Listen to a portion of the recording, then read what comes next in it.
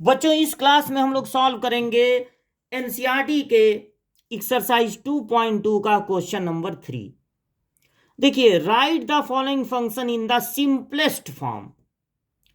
आपको tan inverse दिया गया, उसके साथ है रूट में 1+x², फिर माइनस है 1 अपॉन में है x, और चूंकि x अपॉन में है इसलिए ये दे दिया गया है कि x is not equal to 0।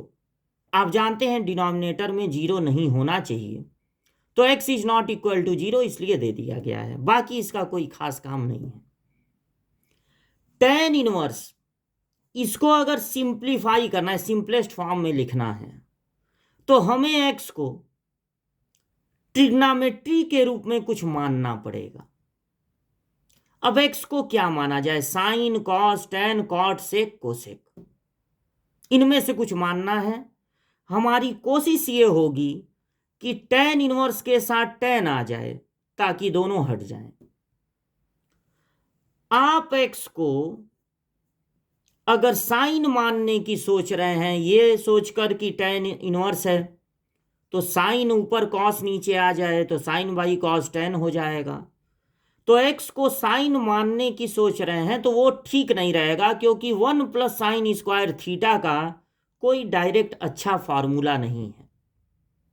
1+x² अगर है तो आपको x को टेन मानना चाहिए, क्योंकि 1+tan² फार्मूला होता है sec² का। तो ये सोचकर हम लोग x को सपोज कर लेंगे tan a।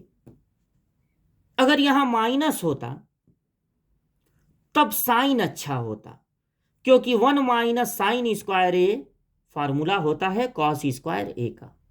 अगर 1+x² है तो tan सुटेबल रहेगा इसके लिए। तो अब हर x की जगह आपको लिखना है tan। तो 1+tan² अलग से है, -1 रूट के बाहर है, और नीचे हो जाएगा tan a।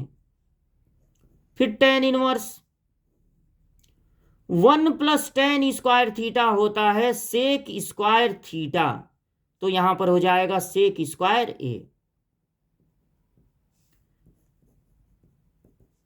चूंकि यहां पर रूट भी है और स्क्वायर भी है, दोनों एक दूसरे के एंटी होते हैं, दोनों एक दूसरे को कैंसिल कर देंगे, बचेगा बस सेक ए। अब आप इन्हें बदल दीजिए साइन कॉस के टर्म में, तो सेक होता है 1/cos और टेन होता है sin/cos। ऊपर आपको अब एलसीएम ले लेना चाहिए। ऊपर का एलसीएम हो गया cos a, तो बचेगा 1 - cos a, और नीचे हो गया sin a/cos a। Cos cos cancel हो गया 1 - cos a upon sin a। ये जो आपको मिला है 1 - cos 1+cos, ये आपको अक्सर अब 12th की पढ़ाई में मिलेंगे, तो जरा इनके बारे में आप समझ लीजिए। कभी भी अगर आपको मिले 1 में cos सब्ट्रैक्ट हो रहा हो तो आप उसको लिख सकते हैं 2sin², जो एंगल है उसका हाफ, ये याद कर लीजिए। और अगर 1 में cos ऐड हो रहा हो तो आप उसको लिख सकते हैं 2cos², जितना भी एंगल है उसका हाफ। ये भी याद कर लीजिए कि साइन को लिख सकते हैं 2sin एंगल का हाफ, फिर कॉस एंगल का हाफ। sin2a का ये फार्मूला तो आप याद ही किए होंगे, इसको इस तरह से याद कर लीजिए, एंगल का हाफ, एंगल का हाफ। और आपने cos2a का फार्मूला याद किया होगा 1 - 2sin²a। cos2a का एक और फार्मूला याद किए होंगे 2cos²a -1। उन्हीं से हम ये फार्मूला बना दिए हैं। तो कैसे याद करना है आपको? 1 में कॉस सब्ट्रैक्ट हो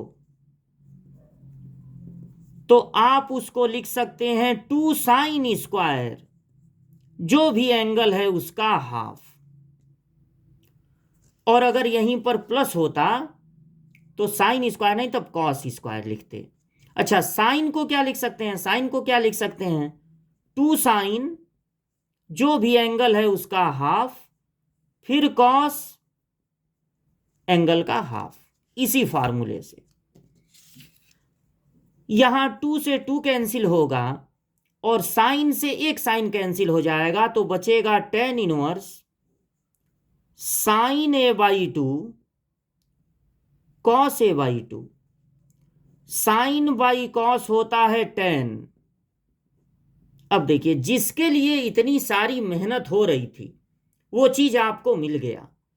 आपको टेन इनवर्स के साथ टेन मिल गया, टेन इनवर्स के साथ टेन हो, दोनों एक दूसरे के एंटी होते हैं, दोनों हट जाएंगे, सिर्फ बचेगा ए बाई 2। अब ये 1/2 को नोट कर दीजिए, बच गया ए, और ए की जगह वापस लिख दीजिए टेन इनवर्स एक्स। यही आपका आंसर हो जाएगा। जितना ज्यादा से ज्यादा ये सिंप्लीफाई हो सकता था उतना इसको सिंप्लीफाई कर दिया गया। यह था क्वेश्चन नंबर 3 का सॉल्यूशन।